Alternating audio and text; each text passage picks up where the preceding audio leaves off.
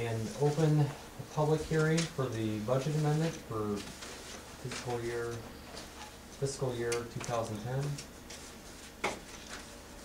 Anybody's got any comments about that?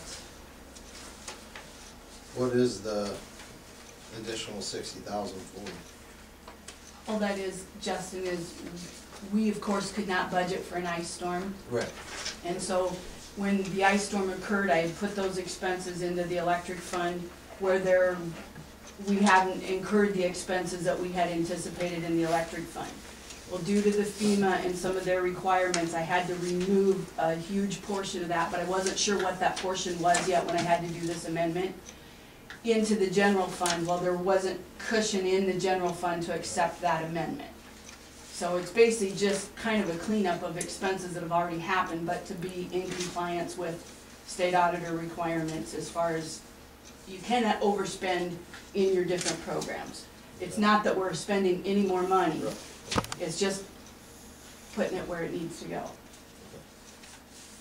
So if we're not spending anymore, why do we have to transfer it? I mean, just... Well, because the debris removal had to be separate from the electric. Okay. And FEMA requires that if it's a general fund expense, as the debris has to be, that the money will be receipted into the general fund. It has to be spent from the general fund, and I had to tell them in a form what account numbers this would be, so that when they come back and audit us, they can come in and like this look to see that that's what occurred. Okay, now when it comes to the budget and the financial statement, the budget, we have to tell the public what we're going to spend in public works, public safety, on and on and on. Okay, well, some of this ice storm went into public works and some of it into public safety. Well, we were going to over-expend. When you do the financial report and you say, if we said we were going to spend $25,000, but we spent $45,000, the auditor's going to go, no, no, no, no, you don't get to do that. You have to tell the public what you're spending out of those different programs.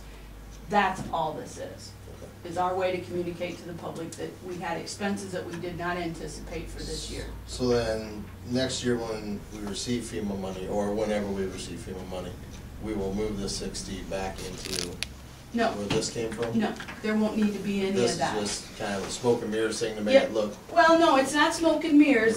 It's trying to be in compliance with the law. And it gets a little confusing, you're right, but in all essence, it's the opposite of smoke and mirrors, because we're telling these people that that money's gotten spent out of these programs. Okay? It didn't affect the electric fund. And the thing you don't have to do in the state budget process is amend your budget if you're going to receive more or less revenue than you expected. It's only those expenses. You have to tell people how you're going to spend their money.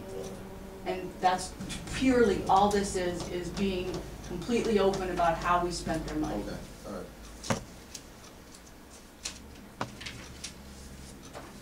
Okay, anybody else have any comments? We'll close the budget hearing. And